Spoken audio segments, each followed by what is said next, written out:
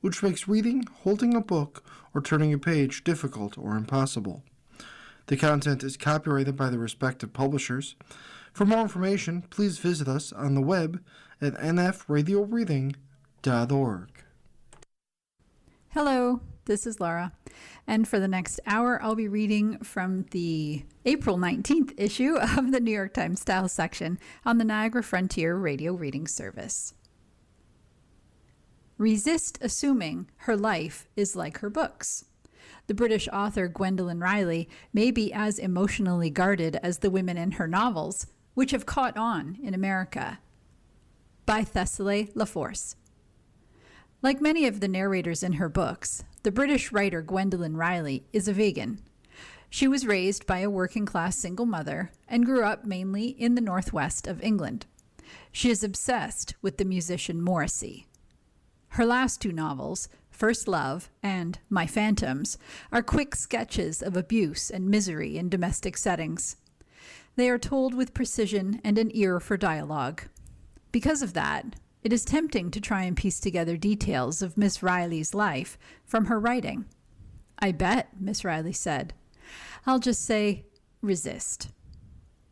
It was a spring afternoon, and Miss Riley, a slender 47-year-old woman with her hair pulled into a knot at the nape of her neck, was walking briskly along Cheyenne Walk by the River Thames. We had agreed to meet at the bronze statue of Sir Thomas More, whom, Miss Riley reminded me, King Henry VIII had taken down river and chopped off his head. She began her career in her native England as a bit of a wonderkind, publishing her first book at 22 and following it up with 7 more. A couple had been published over a decade ago in the United States, but it wasn't until 2022 when the New York Review Book Classics published My Phantoms, about a fraught mother-daughter relationship, and First Love, a taut story of a crumbling marriage, that she found a new, enthusiastic American audience, mostly composed of stylish, literary-minded women, who may have imagined her as a shrewd but sympathetic friend with whom they could gab about their love lives over a dry martini, or two. Yet the novels contain themes not totally befitting of cocktail conversation. The book is depressing as hell, but impossible to turn away from, the blogger and novelist Emily Gould wrote of My Phantoms in The Cut 2024. In an email, the author Sheila Heti explained Miss Riley's appeal this way.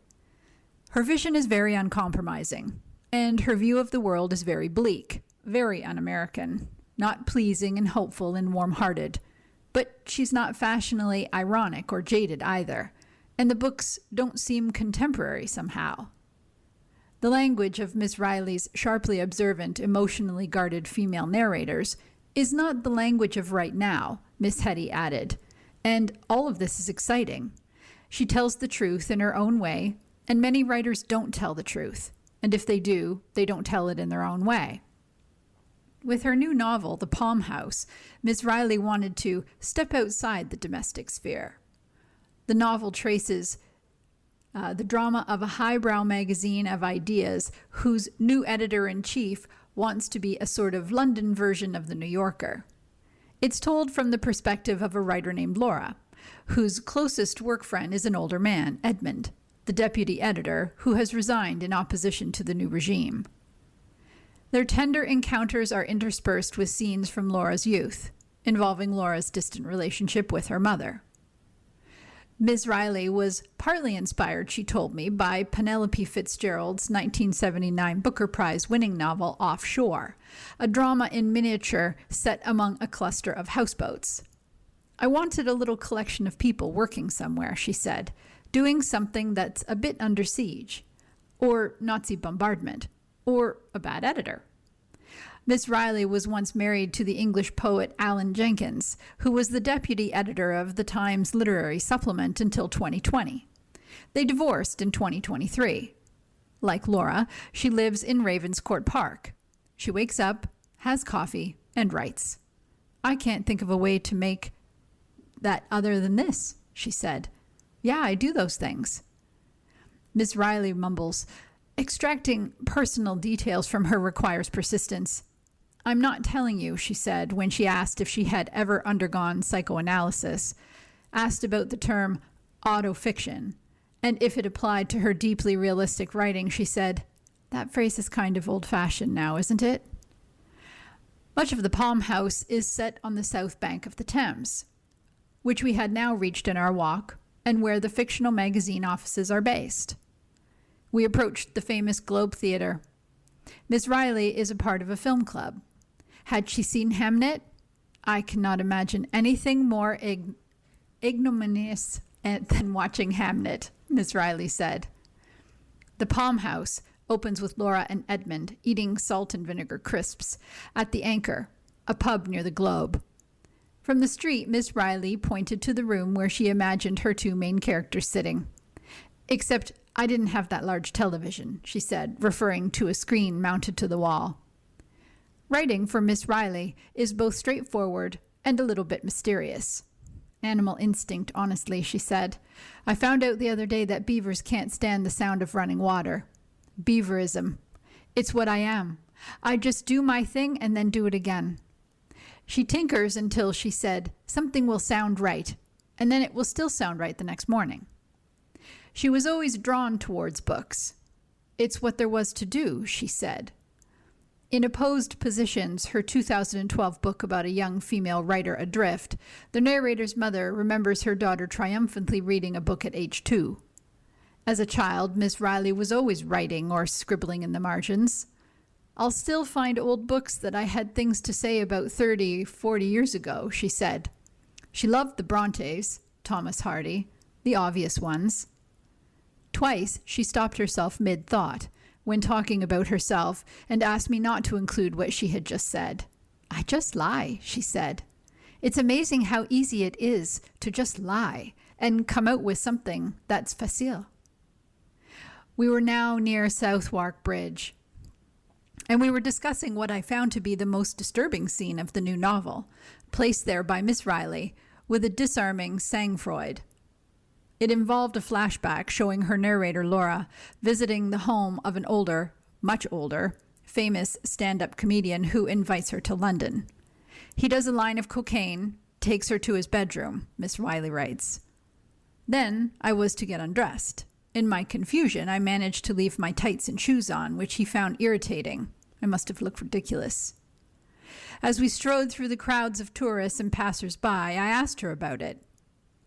I think I was showing how, similar to this editor arriving out of nowhere and just spoiling everything, no one speaks to her," Miss Riley said. "Her mother talks past her or announces things. No one speaks to her. She's got no one, no affection. She sees someone on the television who she thinks would understand them, right? So it's terrific bad luck that he's a very wicked person." Miss Riley paused. "It's an old-fashioned phrase, but I wanted to show that she's in a man's world all the way through the book. These kinds of things happen to most women at some point, if not as teenagers, then as adults, or to someone they know." At the end of our walk, we reached a cheerful vegan restaurant for dinner. Miss Riley fidgeted as I asked more questions. "Book titles?" A shocked expression crosses her face. "Of course she comes up with them herself." "Does she write to music?" "No. Total silence. Total silence. Except for the 8 lanes of traffic outside my flat." She became flustered after more questions. "I don't know what to say." "Sounds good. Sounds good. I don't know what to say." I reached to switch off the recorder on my phone. Her face visibly relaxed. "Please turn it off," she said. "Don't do me dirty." At Coachella's, LA's beloved puppets make their debut. After years of struggling to keep the doors open, the Bob Baker Marionette Theater joined a lineup that included Justin Bieber and Cat's Eye by Juno Carmel. Last Friday afternoon, as temperatures climbed into the 80s in the dusty California desert, fans rushed to claim a spot in front of a Coachella stage. But the crowd wasn't camping out for that night's headliner, Sabrina Carpenter, or for the buzzy girl group Cat's Eye. Attendees were patiently waiting to see Bob Baker Marionette Theater, home to some of Los Angeles' most popular puppets. Derek Moe, 31, was kicking off his first year at Coachella at the front of the crowd. Even with a stacked weekend of performances, he had a feeling that the puppet show would be hard to top. His partner, Talissa Topacchio, was also brimming with excitement. They had watched their first show at the Puppet Theater, a Winter Wonderland special a few months earlier. "I've always wanted to go, but I'd never just, done it," Miss Topacchio, the 28, said. "It was the most amazing thing I've seen in my life." As one of the largest and longest-running puppet theaters in the United States, the group is a beloved Los Angeles institution with 10 full-time staff members and 10 to 25 puppeteers, depending on the season. Mary Fago, 53, co-executive director of the theater, said that joining the Coachella lineup felt natural. "We were like, of course you're reaching out to us," Ms. Fago said with a laugh. "Coachella needs us to bring the real and the connected and the joy and the fun and the sense of not taking yourself too seriously." Bob Baker, the puppeteer, whom the theater was named for, was born in Los Angeles in 1924. He saw his first puppet show at 6 and immediately threw himself into learning the art form. After years of studying puppetry, he teamed up with Alton Wood, a puppeteer and pianist, in the late 1940s, to create a touring company that performed at schools and churches. By 1963, the duo had transformed a rundown movie scenery shop near downtown Los Angeles into Bob Baker Marionette Theater. Now based in the Highland Park neighborhood of Los Angeles, the theater has a trove of roughly 3,000 handmade puppets and performs up to 6 shows every weekend. The theater's traveling company, which takes a marionette-adorned van to schools and special events around California, will return to the desert again this Friday to perform during Coachella's second weekend. The theater has also hosted an annual Bob Baker Day every year since Mr. Baker's death in 2014. In recent years, around 35,000 people have turned out for the free event at Los Angeles State Historic Park near Chinatown. Although the event typically falls during the first weekend of Coachella in April, a rain forecast pushed this year's Bob Baker Day to September 20th. The theater performs in the cabaret style, which means the puppeteer is visible to the audience. The group uses all kinds of creatures, among them hand and rod puppets, think the Muppets, and shadow puppets. Its specialty is marionettes, which are controlled by strings or wires from above.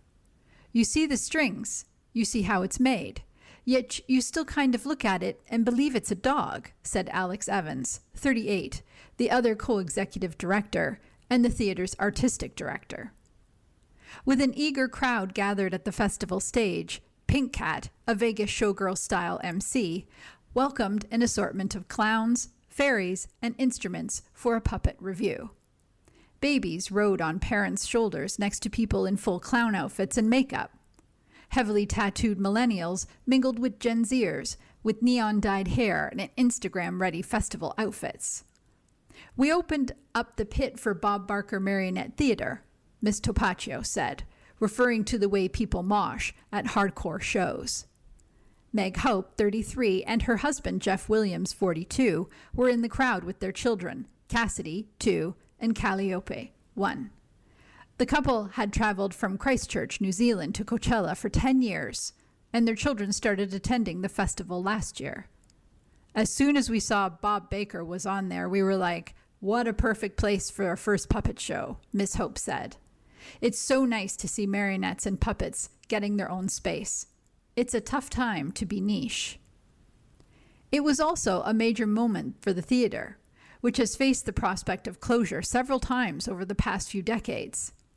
The original theater, a cinder block building near downtown Los Angeles, faced foreclosure in 2008, and Mr. Baker sold it to developers in 2013, a year before his death. The group continued to perform in that space until late 2018, when it was finally evicted. It became a nonprofit theater and moved into the York Theater in Highland Park by the end of 2019. Then COVID shut down performances, and the board began a campaign to ask the community for the $365,000 that it needed to keep the theater afloat for another year. "We had it in about 3 weeks," Ms. Fego said. And that was not private solicitation conversations with major donors. That was people showing up with $25 and $50. As vaccines rolled out, volunteers painted the murals and the proscenium that are seen today, and the theater reopened for performances in July 2021. This week, Bob Baker Marionette Theatre started a campaign to raise $7 million to purchase and restore the York Theatre, which has become a neighborhood staple. The group opened the campaign to the public after raising $4.5 million from arts foundations, and it hopes to raise the rest so the location become a forever home, Ms. Fego said. In recent years, the group has received requests to make puppets for all kinds of special events, including a Kendrick Lamar ventriloquist dummy for Mr. Lamar's Big Steppings tour. The theater also gets plenty of inquiries to host weddings, performances, and occasionally funerals. "We get so many crazy phone calls," Mr. Evans said, like, "Are you guys interested in this project?" Or, "Could you do a show here?" And the answer's never no. Daisy Hernandez, 29, started working at Bob Baker Marionette Theatre as a spotlight operator around 2014 and quickly began to train with puppets. Though the Coachella performance wasn't too different from what the theater usually does at home, the occasion offered a reminder that the troupe was in a better place these days. "I think that's the only thing that really changed. We're now stable," Ms. Hernandez said. But the one thing that never changed from beginning to end was just everyone's commitment and love for puppetry and the passion to keep the theater alive. At Coachella, she's puppeteering many characters, including a drum, Frankenstein's monster, and a little elf who performs Ben Platt's cover of Addison Rae's Diet Pepsi. More than 100 puppets appeared in the group's first Coachella set, which included nods to plenty of the buzzy artists who were playing at the festival this year. Succulent plant puppets danced to a song by Karol G, and alien puppets performed a cover of Soda Pop from the movie K-Pop Demon Hunters. "Allow me to introduce Geese," Pink Cat said between musical numbers, referring to the popular rock band. When several goose-shaped puppets waddled onto the stage, the crowd roared with laughter. "When we were at the old space struggling, we would do shows for 5 people and still make it. Like the best show ever," Ms. Hernandez said after the theater's first Coachella performance. "And now here we are performing for millions of people, streaming and live. It was a surreal moment." You are listening to a reading of articles and features from the New York Times Style section on the Niagara Frontier Radio Reading Service. Why fashion suddenly loves older women. Representation of women of a certain age has never been higher. What's going on? By Vanessa Friedman. This month, Vogue did something it had never done before.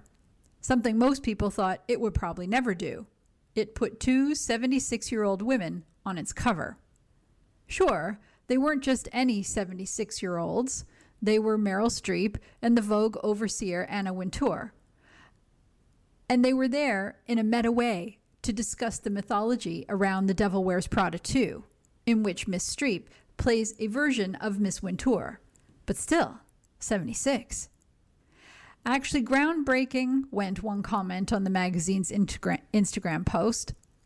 The irony is that in breaching the age barrier, Vogue actually made itself seem not old, but of the moment.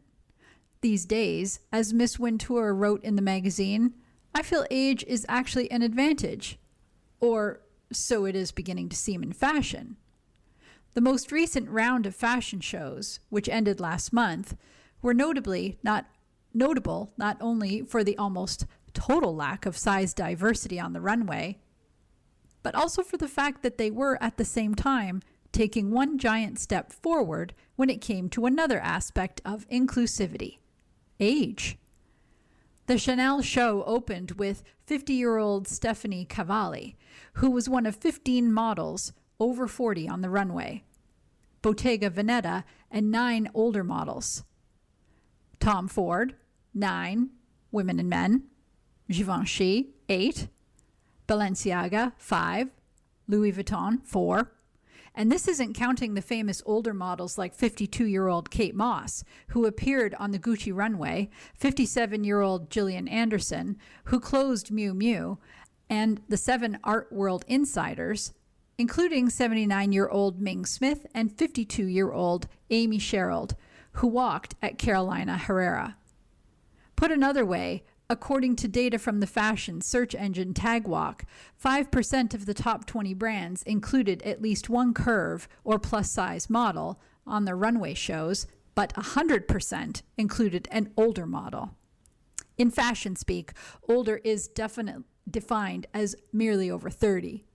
But, said Alexandra Van Hout, the founder and chief executive of Tagwalk, what we're really seeing is that brands are increasingly embracing models with visible signs of age, such as gray hair or wrinkles, signifiers that tend to appear closer to the 50-year-old mark. And not just on the runway. At Celine, the designer Michael Ryder invited 77-year-old Joan Julie Buck, the French Vogue editor turned Substacker, actor, and radio host, to sit in front and center for the show, along with the 50-somethings Naomi Watts, Sarah Paulson, and Tracy Ellis Ross.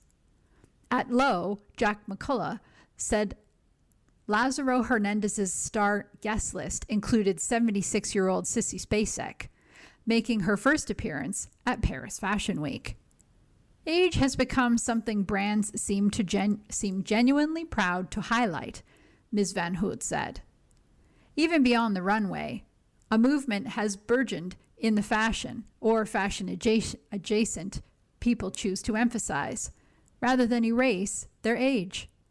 The former supermodel and current Estée Lauder ambassador, Paulina Porizkova, 61, has been spearheading the discussion on Instagram, where she reveals her laugh lines and age-related weight gain in makeup-less photos and underwear videos to her 1.4 million followers. Joining her is Miss Buck, who posted a close-up bathroom mirror selfie before the most recent Celine show, captioned in part, "The face I never thought I would have."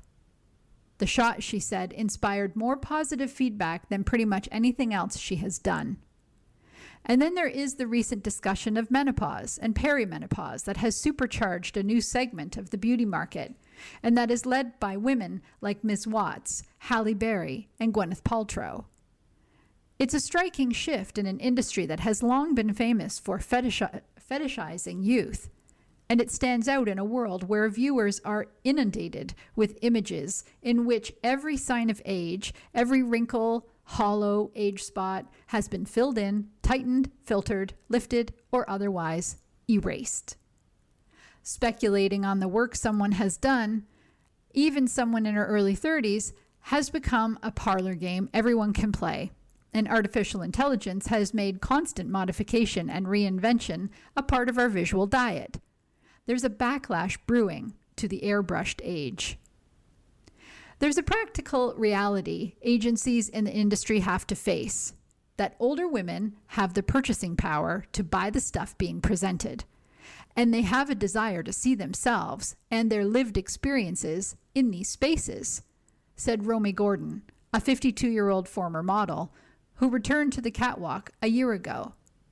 Ms. Gordon began modeling as a teenager in Jamaica in the early 1990s.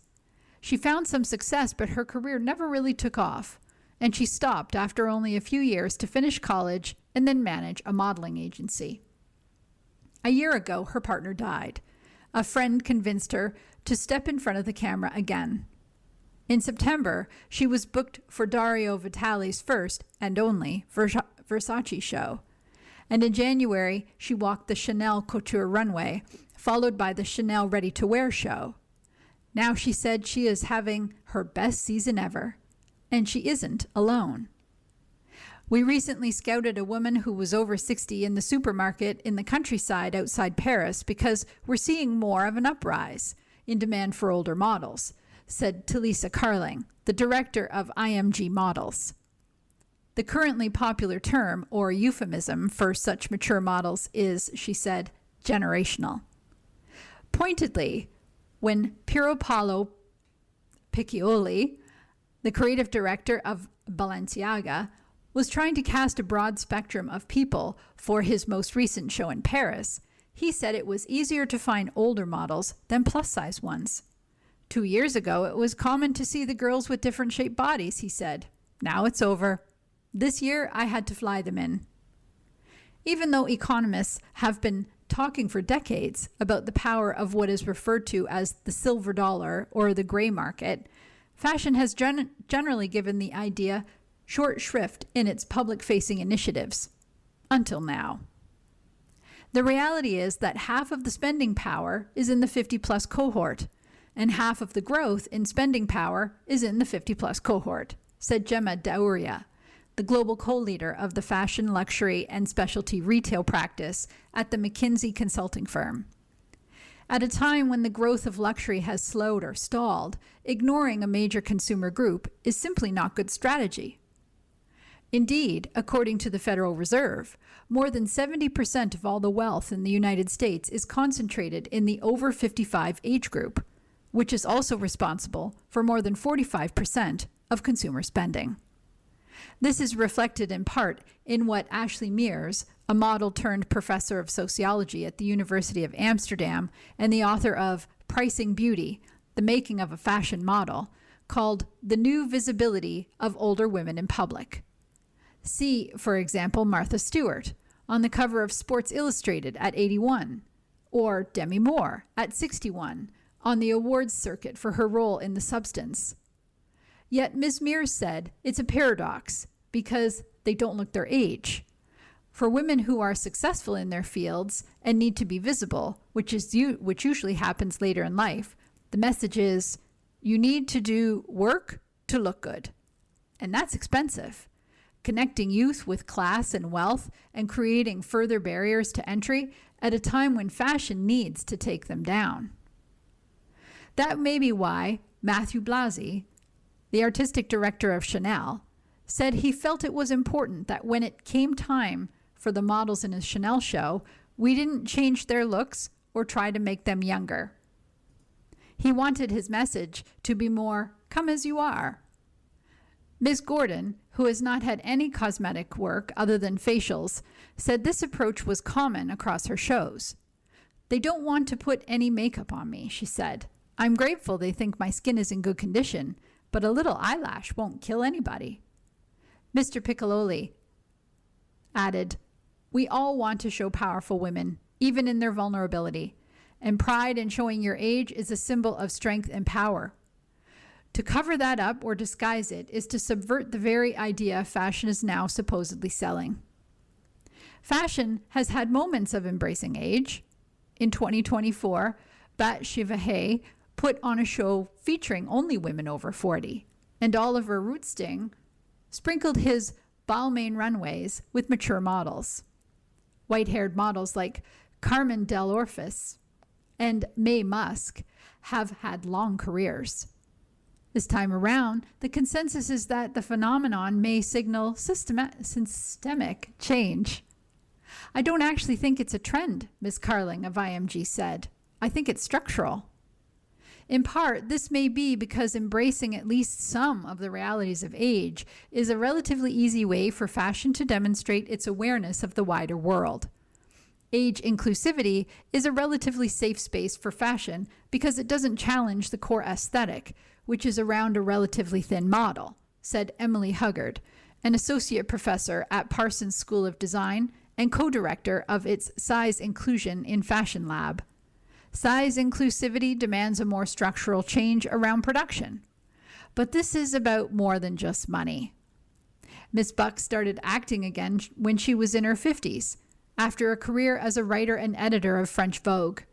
She was cast as a French culinary school administrator in the 2009 film Julie and Julia, after which she said, one of the producers came over and said, "It's so great you haven't done anything to your face. You're going to get so much work because that's so rare." More common, at least in public, is the message coming from influencers and celebrities, where being transparent about your cosmetic work has become a trend in itself. Consider 70-year-old Kris Jenner, who told Vogue that her new facelift, the one that made her look almost the same age as her daughters, was her version of aging gracefully. There's always two poles in any movement, Miss Buck said. There's this pull towards being post-human, shinier, newer, cloned, etc. The sense that people have elevated the lacquered surface of the machine over the body. On the other hand, she said, there's a corresponding pull towards I'm real. I think we're like old stone houses, she continued. We have the value of antiquity. If you haven't tweaked yourself, it's like you have a working fireplace that's been going since 1680. We're authentic. Authenticity is, of course, one of the current buzzwords, not just in fashion, but in culture in general. It's a reflection of the fear that individual style has been lost to the algorithm. Everything is so overdone and velvety and well arranged because of Instagram culture, where everyone lives in the same apartment with the same chair, that being yourself became the ultimate luxury, Mr. Blase said. He felt a hunger, he said, for difference. It's not just influencers and celebrities who have become the vehicles for this version of ageless sameness. It's political figures, too. And the trend is even more fraught. As many MAGA women have embraced the plumped and smoothed Mar-a-Lago face, it has become an expression of a larger social swing towards exaggerated norms and old-fashioned patriarchal gender roles, rather than simply a cosmetic fad. Ms. Buck put it this way: for all women, there's that line between choosing to be malleable and pleasing and to conform with the collective norms or refusing it. More and more, she said, they are saying, no, I am not playing that game. You are listening to a reading of articles and features from the New York Times Style section on the Niagara Frontier Radio Reading Service. He reinvented the hoodie. Good luck getting one. Jake Burt sells his wares at a single shop that he staffs himself, stoking interest through scarcity. By Jacob Gallagher. Jake Burt knows it's hard to get his clothes. He wishes it were easier. It won't be anytime soon. Mr. Burt's clothes, like winsome riffs on Dickies-style work jackets and a Fair Isle cardigan with a hood in a leopard motif that would tickle Zsa Zsa Gabor, are available only at Jake's, his snug shop off Victoria Park in London. Oh, and it's open only on Saturdays from 11 to 6. To buy a Jake's garment, you have to buy it from Jake himself. Nothing feels better than selling something, said Mr. Burt, 34. If he's a designer by trade, he's a shopkeeper by blood. Mr. Burt's parents are restless business people who throughout his young life ran market stalls around Somerset in the south of England. He gets a thrill from hand-to-hand commerce. It's not the money, Mr. Burt said. It's that someone will pay you for it. Mr. Burt has staged pop-ups in Tokyo and New York, but they are infrequent. A few months ago, he told me he would open a pop-up in New York in February. February became April, which became May. I'm a really disorganized person, Mr. Burke said. But he is an exquisite designer. Mr. Burt's clothes have a thrifted quality, like something you'd find in the nosebleed section of your parents' closet and think, wait, when was my dad cool? It's almost like if you took Patagonia or the North Face and merged it with Margiela, said Brian Malloy, a stylist who owns sweaters and jackets from Mr. Burt. There's this sportiness there, but it's conceptually redone. Cardigans, 450 British pounds, or about $608, are produced in London, not far from Mr. Burt's shop. His aptly named horse jackets, 595 pounds, or about $804, are assembled by hand, like mosaic backsplashes, from disused nylon horse blankets that he buys from British laundries. You don't know how long that green jacket's going to last, Mr. Malloy said. It gives the pieces a sense of urgency.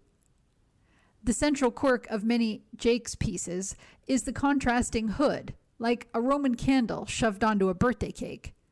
His nylon zip jackets brandish hoods in schoolboy stripes. A felted purple zip-up, £495, or about $672, comes with a flamingo pink hood. But the inaccessibility of what Mr. Burt creates is really what's central to its appeal. Clothes shopping today is a game of online ease and next-day shipping.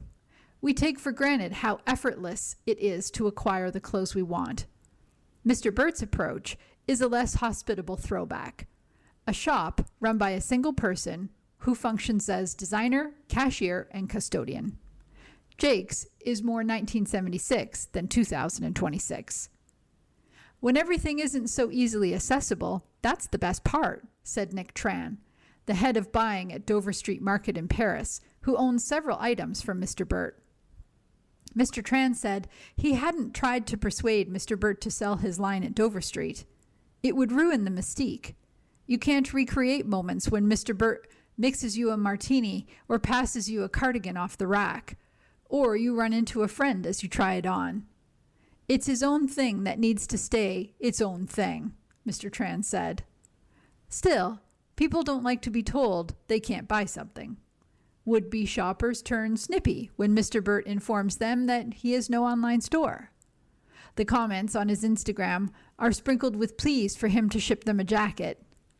It's frustrating when you're in New York and you're trying to get something from London, said Maisie Willoughby, the chief marketing officer at Timberland. When Mr. Burt hosted a pop-up in New York last year, Miss Willoughby purchased multiple items, including a white cardigan with a leopard hood that she said was everyone's favorite. Mr. Burt hears his customers' frustrations. They bum him out, and he does hope to open a simple online shop soon.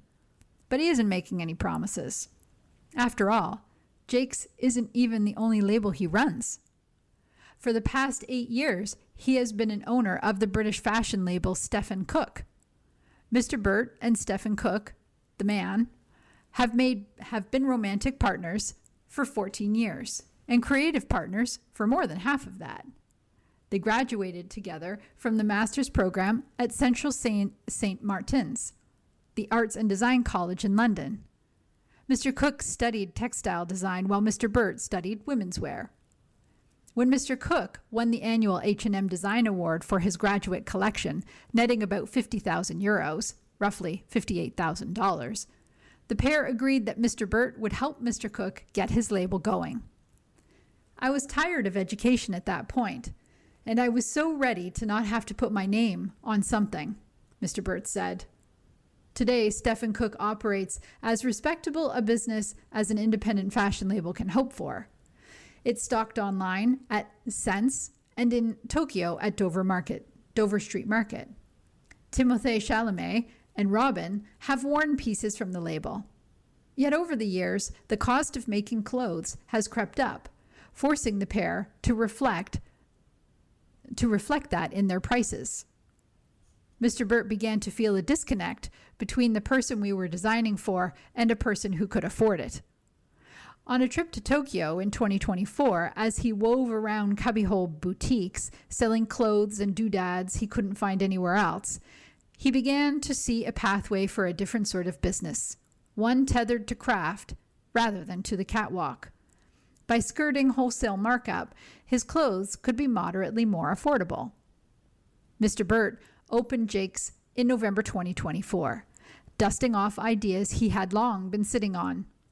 The leopard hood, derived from a real leopard muff he bought for 10 quid at a London flea market, was a nod to his mother.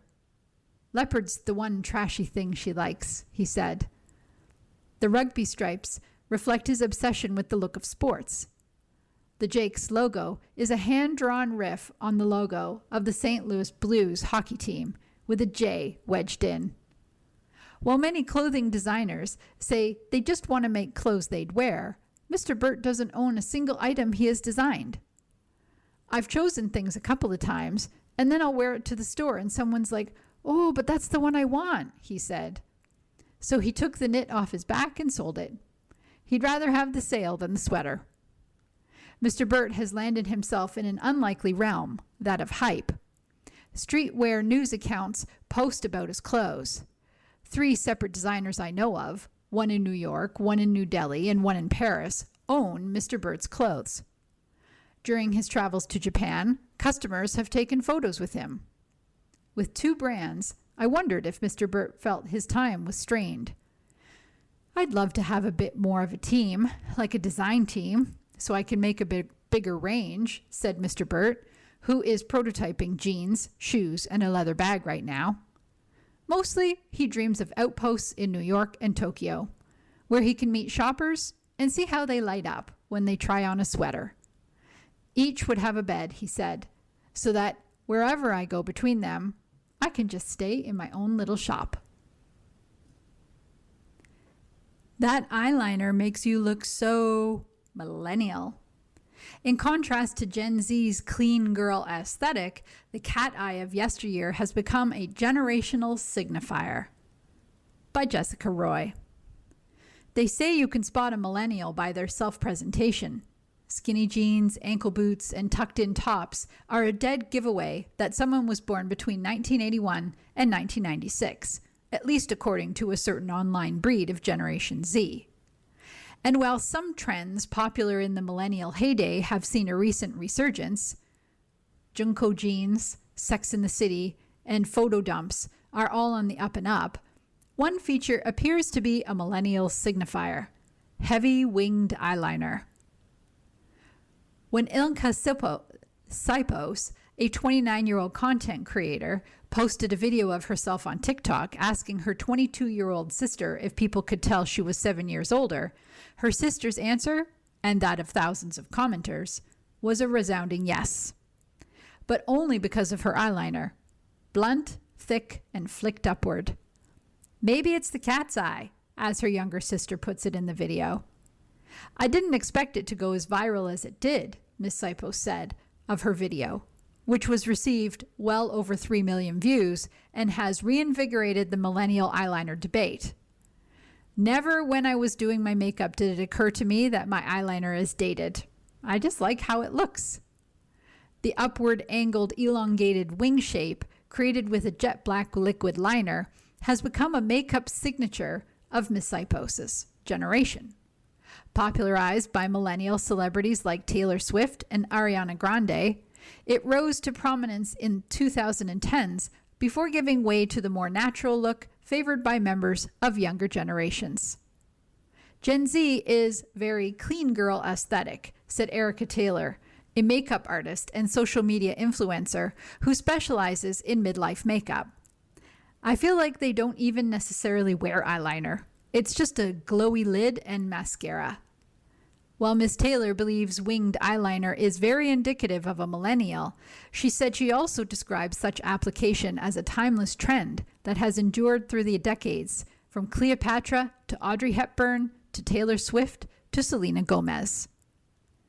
The writer, Zahara Hankir, said that while researching her 2023 book, Eyeliner: A Cultural History, she noticed the generational eyeliner debate starting to take shape on social media. I came across TikToks where Gen Z influencers joked that you can spot a millennial by the angle or shape of their wing, much like the side part or skinny jeans, she added. It's really just another example of how quickly beauty trends become generational markers. Ms. Hankir said the generational differences over eyeliner are nothing new and have long existed across different regions and time periods. In the 1960s, for example, younger women embraced bold, graphic liner as part of a wider cultural shift, she wrote in an email. In regions like the Middle East and North Africa, kohl has been used for centuries, but its application has evolved across generations under different social and cultural influences. For example, younger women in cities may turn to Western or liquid formulations of eyeliner, while older generations in rural areas may continue to use traditional kohl. While Ms. Sipos said that she was going to expand her repertoire to include Gen Z version of a cat eye, light, thin, and less extended, She won't abandon millennial eyeliner entirely. This is how I've always done my makeup, and it's probably how I'm going to continue to do my makeup, she said. Her younger sister, Maya Sipos, said in an interview that she would also wear winged eyeliner, but would stick to the thinner, more Gen Z version. For the elder Sipos, keeping up with trends is fun, but not as important as staying true to herself. It's most important to do what's fitting for each individual, she said. At the end of the day, the millennial cat eye, it's a pretty iconic look, she added. You are listening to a reading of articles and features from the New York Times Style section on the Niagara Frontier Radio Reading Service. Social cues. My sister excluded me from our family holiday. Help! By Philip Galanes. My sister hosts most family holiday gatherings, having taken over from our elderly mother. My wife and I live far away, but for 20 years we have made a genuine effort to attend. Still, we often decline because of the distance. My sister has long expressed resentment over our absences. She lays guilt trips on us when we say no, and the tension is heavy when we attend. This Easter, we were not invited at all. When I asked my mother about it, she suggested I call my sister if I wanted to come. But I can't bring myself to ask to be invited. That would reinforce our guilt-based dynamic where I'm responsible for her resentment. And I don't believe it would improve our relationship. Is it reasonable to step away from these gatherings? Brother. I receive a lot of letters like yours. Like you, many of us are quick to assert our blamelessness and to accuse the other person of bad behavior. Here, the bad behavior includes your sister's guilt trips and unfair exclusion of you. And no matter how long a conflict lasts, years in this case, letter writers rarely report having spoken to the other person directly about the problem. The reason? They claim to know the outcome of these conversations before they even happen. Nothing will improve, you say.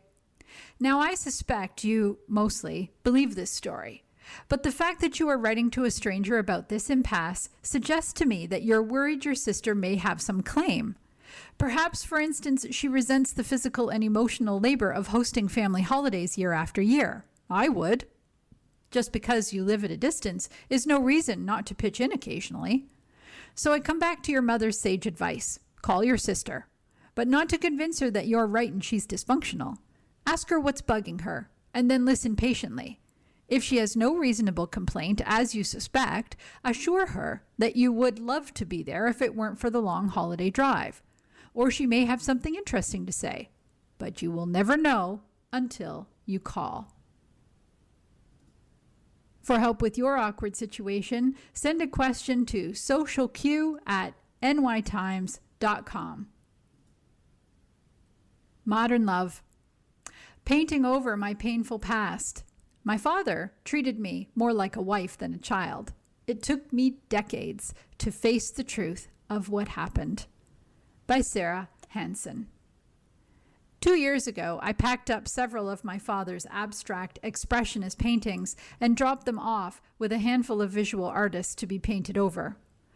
This was my solution to a problem that had haunted me all my life. I was born in Manhattan in 1976. Before I was 2, my mother left my father and me to be a road manager for a popular folk band, and she never returned as a full-time mother. In her absence, I was raised by my father, an artist with a Brooklyn accent as thick as his beard. We lived in his painting studio in Carroll Gardens with a spirit of anything goes. We roller skated over the uneven floorboards as a disco ball cast its magic over the loft walls. My half-siblings from my father's first marriage sometimes crashed with us as they started their adult lives, but mostly it was just my father and me. The laughs and alcohol were abundant. But mixed with the music, frequent house guests, and as many Star Wars figures as I could ask for, was the secret presence of my father's hand between my legs. Though he died in 2012 at the age of 76, it has taken me decades to come to terms with the less artful things that happened in that home. For most of my adult life, I had chosen to live as if at night in his bed he hadn't treated me as he might treat a wife. Long before I went through puberty or understood that any of it was wrong. As I began to admit the truth, I was struck by a revulsion so strong it threatened to bring down the walls of my carefully constructed fantasy life. A few years ago, in my late 40s, I decided I could no longer live my life as if none of this had happened. When I researched the common symptoms of an incest survivor, chronic traumatic neurosis, personal relationship imbalances, and increased intergenerational risk of abuse, I realized why I didn't want to accept that this was me. Pretending the abuse didn't happen was an easier route. Incest was too taboo, too stigmatizing. Even as a child, I was aware of this shame. My father referred to our bond as so precious and private that no one would ever understand. When I spent time with my mother, she somehow ignored my obvious signs of distress. Nightmares, anxiety, blood in my underwear. Everyone around me acted as if this wasn't happening, so I did too, and I strove to live a normal life, graduating at the top of my class, earning my Master of Fine Arts in Film, and becoming an academic like my father before I was 25. At the same time, I tried to build a family with someone whose background was the opposite of mine, a man from a large religious family in the suburbs. I hoped that he would show me the way to a healthy life. But even after having 3 children together, we remained distant and detached, and we divorced when our youngest child was 2. I had 2 significant relationships after, but neither stuck. My constant struggles in love forced me to confront my loneliness and inability to feel close to a romantic partner. And I realized I had better try to heal from this trauma if I ever wanted to experience real love. The first step: live my life as if my memories were true. Stop promoting the myth of my happy childhood. Removing the constant reminder of my father in the form of his paintings was an obvious place to start, but it felt as harsh as ripping a favorite blankie away from a sleeping baby. I had never known a time when my father's art had not surrounded me with its uneven lines and overlapping geometric shapes. His style of abstraction, a holdover of the 50s, had dissipated by the 70s. Even as I packed for college, I chose 5 of his paintings to hang in my dorm as proof of my creative bohemian upbringing. When I met new people, I took a certain pride in my preferred childhood narrative. I had managed without a consistent, loving mother because I'd had my wacky artistic father. My father loved to point out that he devoted his life to me and to his work in that order, and I loved to repeat it. Our life was full of other artists, some of whom became lifelong mentors. I believed in his talent with the blind faith of a child. When I became an experimental filmmaker, I hoped to be like him, surrounded by inspiring people, creating and teaching for a living. This narrative calmed me. Once I admitted the abuse, however, the dozens of artworks that I had carried with me for years became something new. The glaring evidence of denial. I couldn't stand to look at them any longer. But what should I do? Burn them? Paint them black? The first painting I took down, a canvas the size of a window with mushy marks that blurred shades of pink, gray, and green, had been in my bedroom.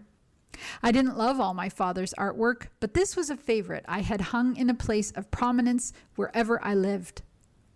Its muted swirls loom in the background of countless photos from potlucks I hosted in my 20s. They even enlivened the photo of my husband at the time, holding our first child after we returned from the hospital. I dropped it off with an artist friend and said goodbye when I handed it over. I asked her to return it to me as a new work of art. Her studio was lush and vibrant, the opposite of my father's sparse loft, which felt right. She welcomed the assignment. Not every artist was as enthusiastic. Interestingly, all who expressed discomfort were men who worried about how they would feel if someone painted over their art. I tried not to be bothered by their apparent empathy for my father. Their art was everything to them, and it pained them to picture their babies being damaged. To be clear, this was not like painting over any other kind of art. My father had been a working artist his whole life, but not a successful one. His work was not widely shown or sold in galleries. His entire archive belonged to various members of my family. Most of the resistors came around when I explained that I was the owner of these objects and free to do whatever I wanted with them. If I didn't want them on my walls, was I required to pay for the storage of these canvases forever? While the artists worked on the paintings, I worked on myself, beginning therapy with a trauma specialist, journaling, practicing somatic work, and guided meditation. I tried every treatment and alternative therapy I could find for incest survivors. The effort felt harder and more exhausting than any of my 3 pregnancies. I felt nauseated, unable to eat, racked by shame and fear that I had opened a terrible line of inquiry into the past that no one wanted to hear about. Slowly, though, I began to regain my footing, in time to receive the art that has been returning to my home, often unrecognizable, and always for the better. I was nervous with anticipation, afraid that I had set an impossible expectation. Picking up a canvas from my friend Chris Now, I found that what was once a minimalist rectangle of black paint with one blue line had been transformed into an oval-shaped burst of color. Chris hadn't achieved this by painting over my father's work. He had unearthed it by chipping away at the layers of paint, bending and crumpling the canvas to reveal bright oranges and yellows. He then put the canvas on a round stretcher, no edges, and titled it Brave Child. The process reminded me of the Japanese art of kintsugi, in which broken pottery is often repaired to highlight the damage. 2 years in, my walls and closets are overflowing with these new works of art. When I began this process, I worried that I was destroying what was, in my mind, my father's only worthwhile legacy. Now, after repeating my story in dozens of artist studios, I can finally claim the truth about my past while living in the present, if uncomfortably most of the time. I wanted to shatter the lies about my childhood and embrace a new story, one where 2 things could be true. My father may have helped me make me into the artist I became, but I no longer need his art to remind me of that. I need new art, made with love, to show me what's possible. You've been listening to a reading of articles and features from the April 19th issue of the New York Times Style section. Your reader has been Laura. Thank you for listening. Coming up next in the Niagara Frontier Radio Reading Service, we have the USA Today. Following that at 2 o'clock is episode number 8 of We Did Okay Kid by Sir Anthony Hopkins. Stay with us for these readings and more. You're listening to the Niagara Frontier Radio Reading Service, broadcasting daily readings 24 hours a day of newspapers, magazines, and books to area people who are blind or have a print disability, who are provided reading radios. Radio Readings broadcast signal is provided at no charge by WNED. Radio Reading Studios are at 1199 Harlem Road in Cheektowaga, between William and Clinton Streets. Radio Reading's website is nfradioreading.org. For more information on the Niagara Frontier Radio Reading Service, call us at 716-821-5555.